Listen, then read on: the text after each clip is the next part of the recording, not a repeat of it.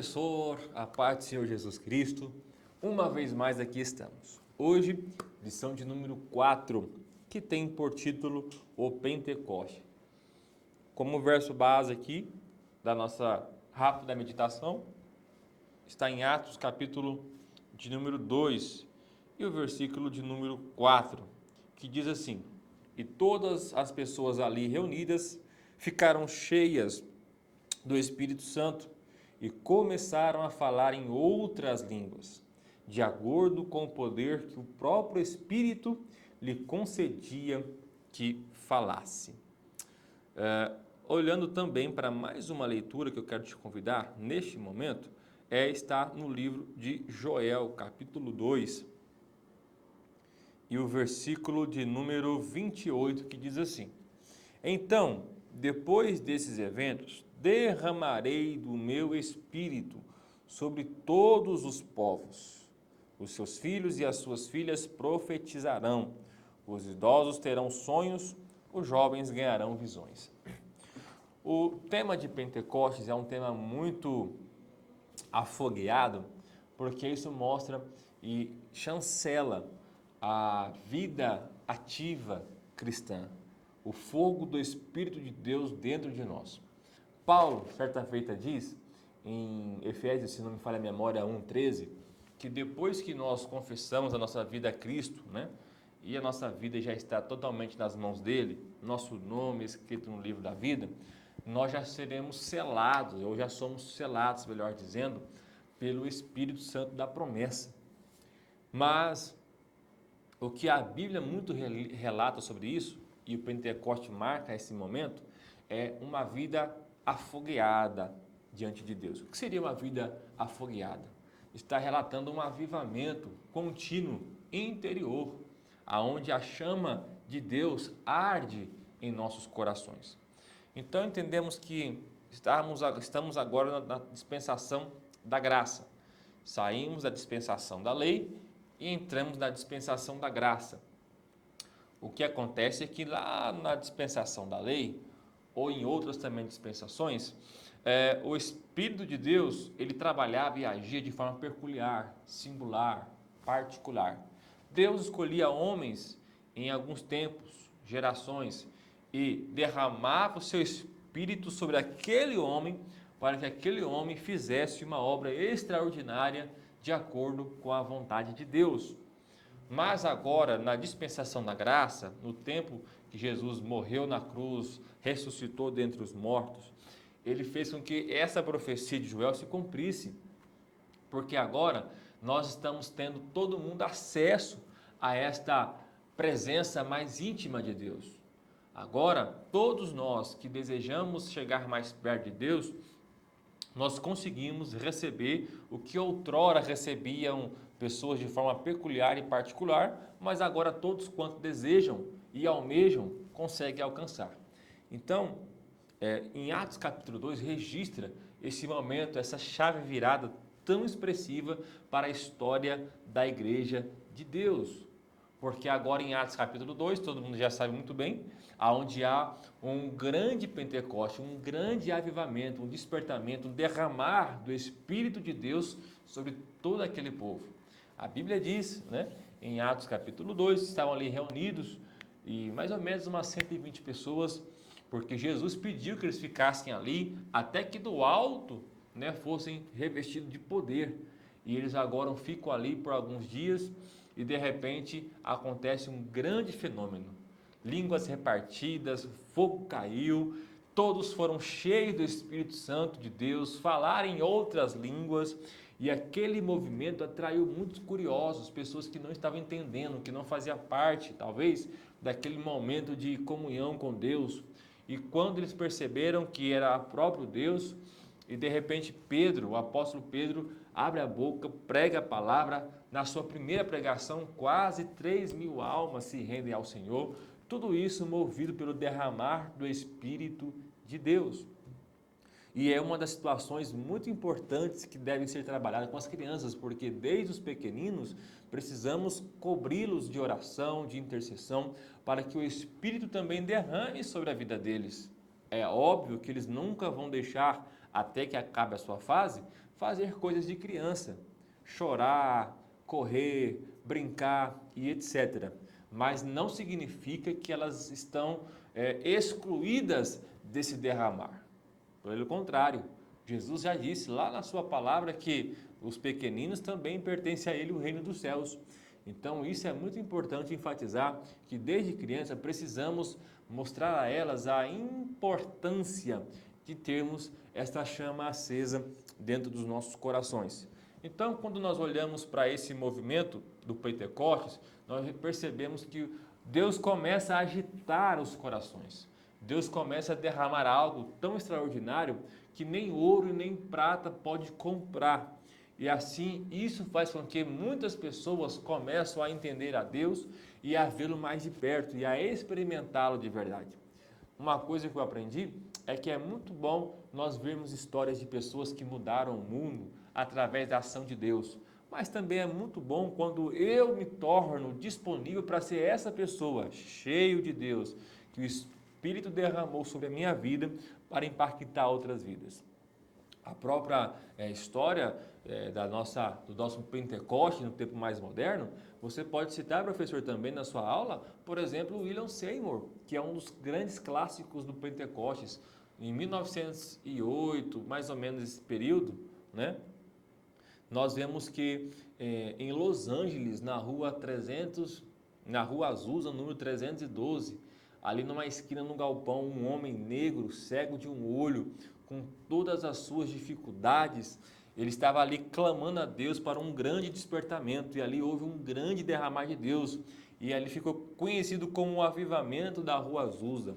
Indico você, professor, a estudar um pouco sobre o avivamento da Rua Azusa, para poder clarear e enriquecer mais a sua aula. E os jornais da época ficaram assim, de forma revoltados com aquela situação, que eles tentavam denegrir esse trabalho.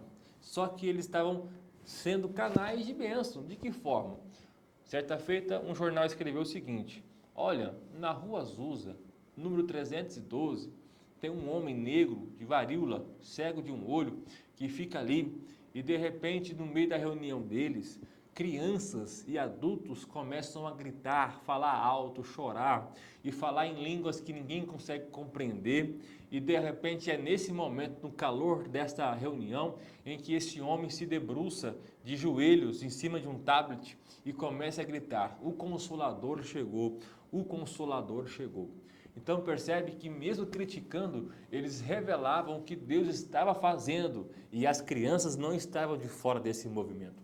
Então percebe que o derramar de Deus, ele não faz acepção de idade, desde que cada indivíduo esteja ciente do que está querendo e o que está buscando, o Senhor com certeza se revelará. Então o que acontece em Atos 2 é uma extensão dos céus, porque nós entendemos que estamos vivendo um ensaio aqui na terra, porque no céu o nosso coração sempre estará afogueado, né? Cheio, avivado, quente da presença de Deus. Então, quando nós percebemos que Atos 2 começa a trazer isso, nós vemos também os frutos, porque quando Deus derrama o seu Espírito, os frutos são vistos. Então, pastor, como fazer com que a criança entenda que quando é de Deus e quando não é de Deus? Primeiro, é preciso haver edificação. E para a comprovação disso, os frutos dirão como está essa árvore.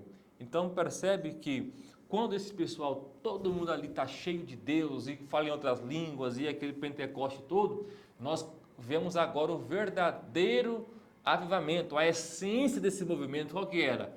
Eles sempre estavam reunidos de forma unânimes, estavam reunidos compartilhando o pão, orando junto, ajudando quem precisava, buscando a Deus em oração, em jejum, em consagração, meditando na palavra. A Bíblia usa a palavra unânimes, ou seja, todo mundo que foi alcançado por este Espírito derramado estavam nesse propósito.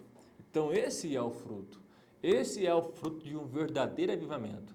Nós não podemos fazer com que as crianças compreendam que o avivamento está gerado em um evento específico, em um movimento com as mãos, em uma voz mais exaltada, de forma nenhuma.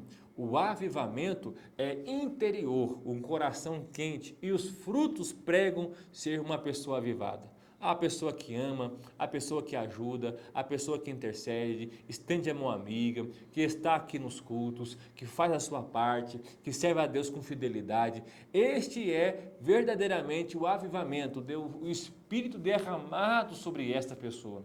Porque, obviamente, os frutos expostos, ninguém vai poder trazer algo contrário, mas sim entender que ali sim está de fato o Espírito de Deus. Ali repousa o Espírito de Deus. Sem contar que também, né, o apóstolo Paulo disse certa feita que nós somos templo, nós somos morada do Espírito de Deus. Nós carregamos ele dentro de nós.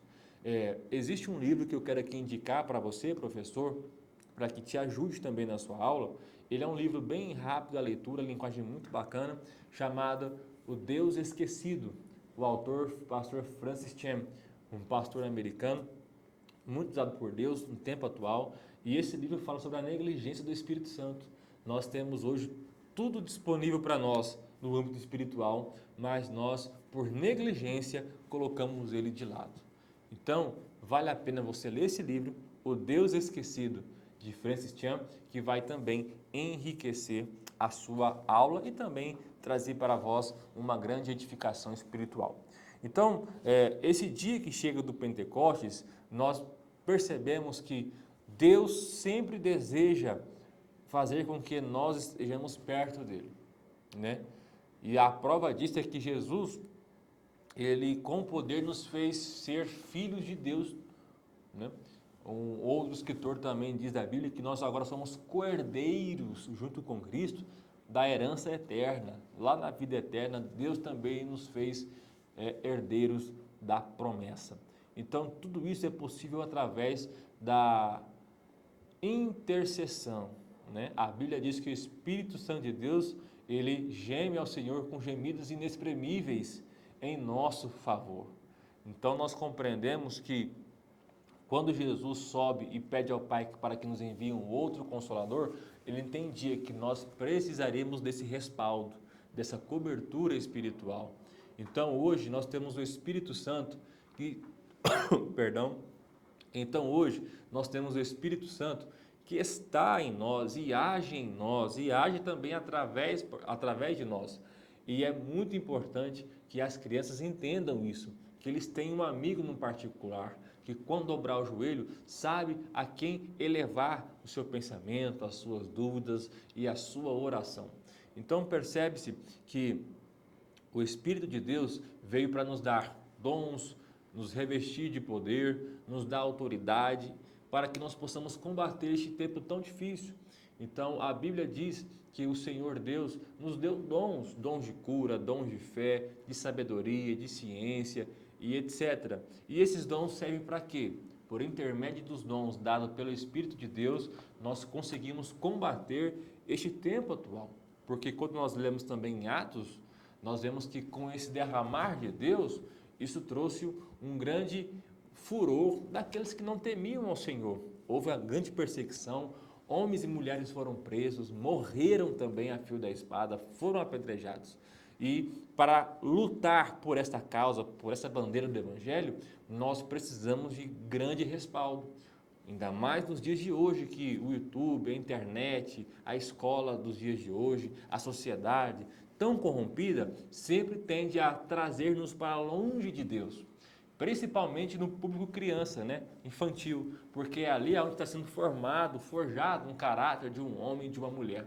E o diabo não brinca com isso. Ele tem atacado e visado muito as nossas crianças. Então, que fique muito claro para elas na sala de aula que precisamos dessa cobertura, desse revestimento de poder, porque lá na escola vai ser o Espírito que vai ajudá-la, porque lá na rua vai ser o Espírito que vai agir por ela, porque em outro lugar mais afastado vai ser o próprio Espírito de Deus que a acompanhará e lhe dará todo o escape necessário mediante a cada desafio. Então, que nós possamos compreender que hoje, que o Espírito Santo não pode ser negligenciado.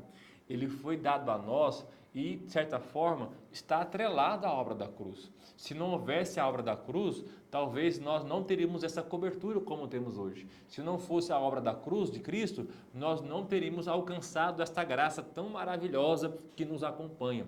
Que o Espírito Santo de Deus não seja negligenciado, que ele tenha liberdade dentro de nós, que ele possa fazer com que o Senhor Deus seja glorificado através de nossas vidas, da conduta, da postura, do falar, do ouvir, do agir, do caminhar, enfim, que o Espírito Santo de Deus nos mantenha sempre aquecidos pela presença de Deus. E eu tenho certeza que os frutos virão e revelará para todos que o Senhor está conosco.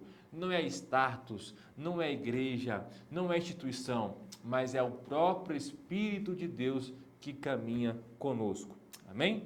Então, hoje é somente isto e eu tenho certeza que vai muito abençoar aí o seu preparo de aula, tá certo? Foi um prazer estar contigo. Deus abençoe e até o próximo encontro em nome de Jesus.